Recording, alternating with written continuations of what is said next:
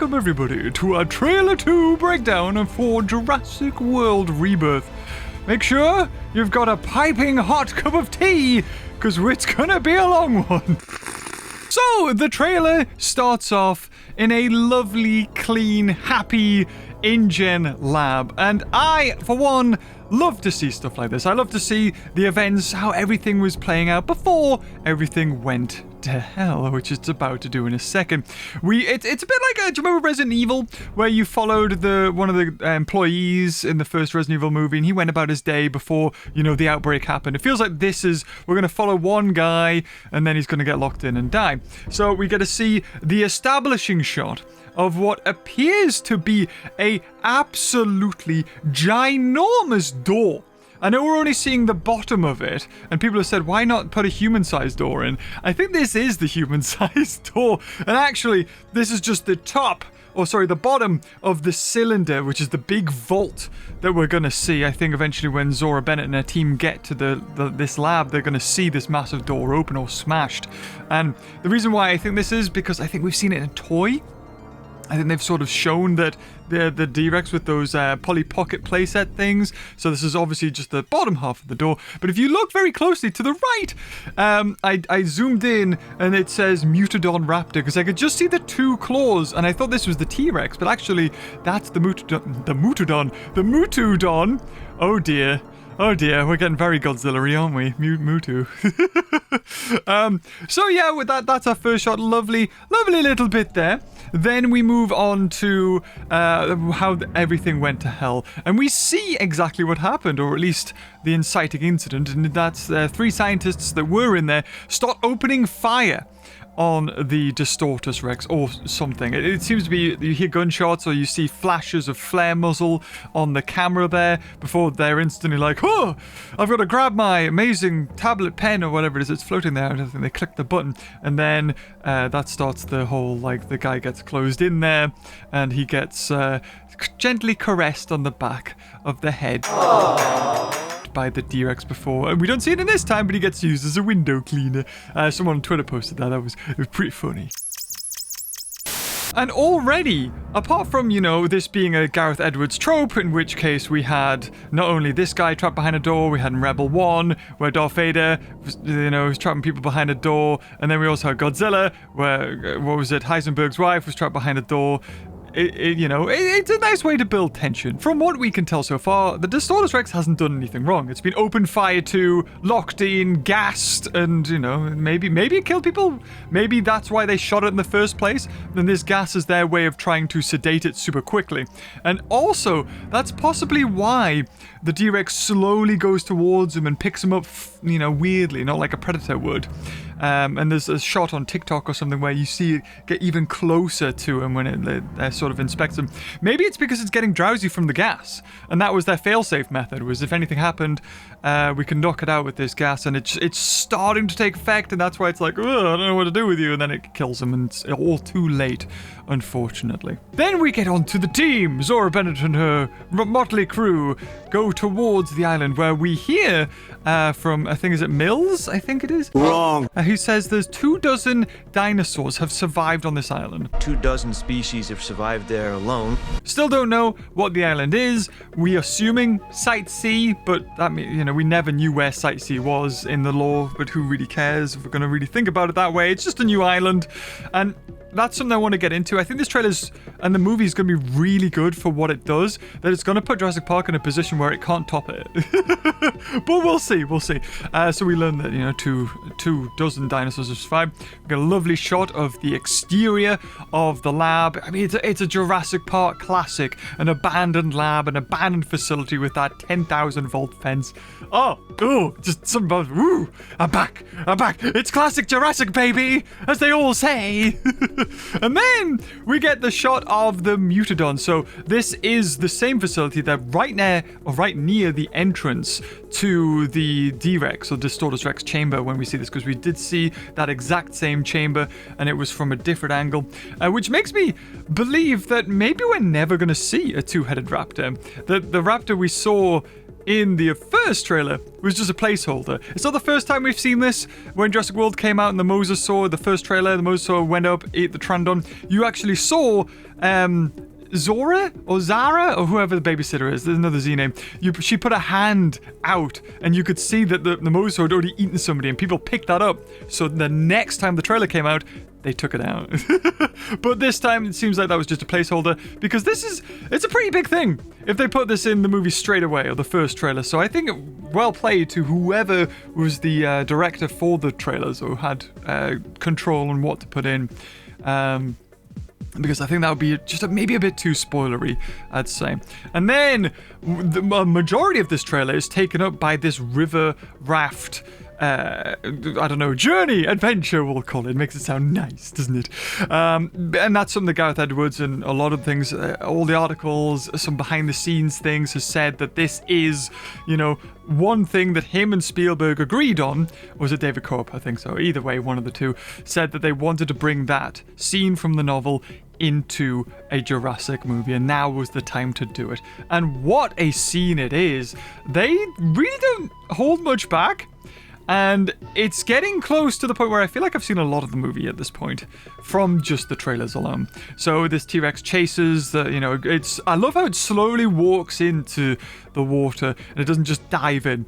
Like, I think Dino Crisis had the T-Rex just dive into the water, which is pretty funny. But, it's a slow rip. It's sort of, what the hell are these people? I haven't seen humans in 15 years or 17 years, however long it is. The dad gets away. But then, what I like about it is that we see this T-Rex acting like a T-Rex, right? It hasn't decided to just eat a person straight away. It's slowly walking after them into the water. It tips over the raft. It playfully hits the raft with its foot because it's bright yellow. Remember, yellow in nature is a sign of poison. So would it look at this raft and go, oh, I don't know if I want to take a bite out of that? And it sort of, pause a little bit. Nice little subtle details. I like that. It's not a killing machine. Well, it kind of is, and it's genetically modified. But either way, it's just interacting with it. There's a quite nice little touch there.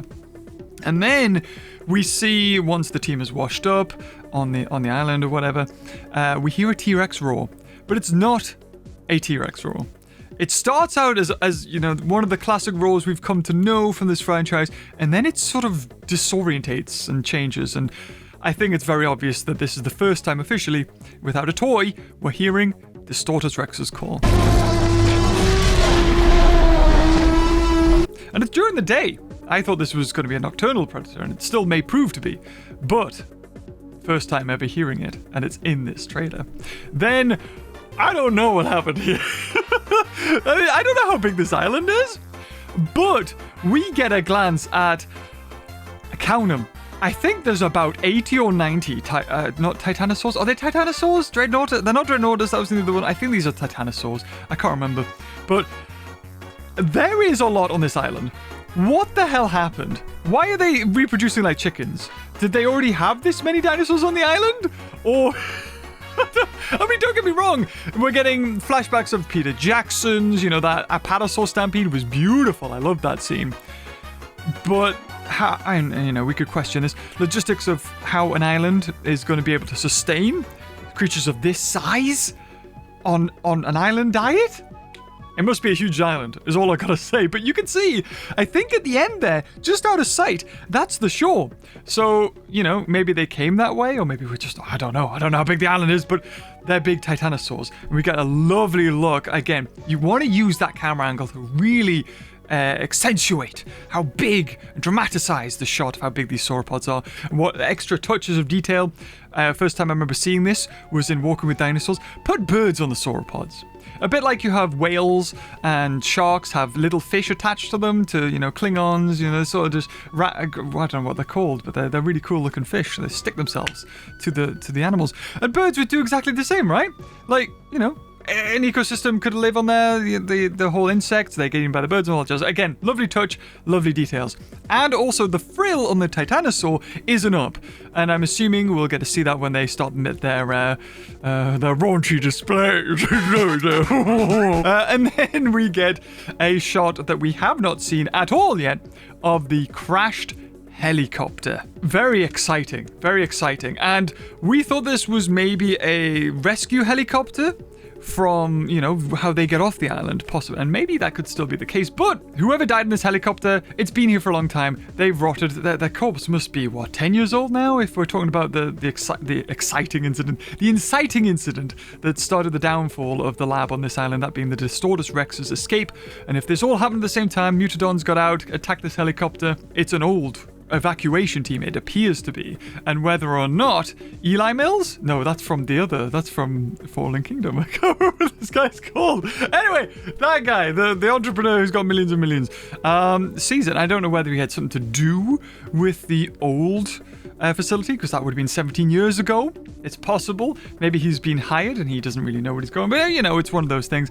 And then we get a scene from near the end of the movie with Henry Loomis, Dr. Henry Loomis, our Alan Grant fill-in, shoots off a flare near some sort of facility. I assume it's the docks, because this is where we see the D-Rex. And it's also where we see our first official look at Aqualops.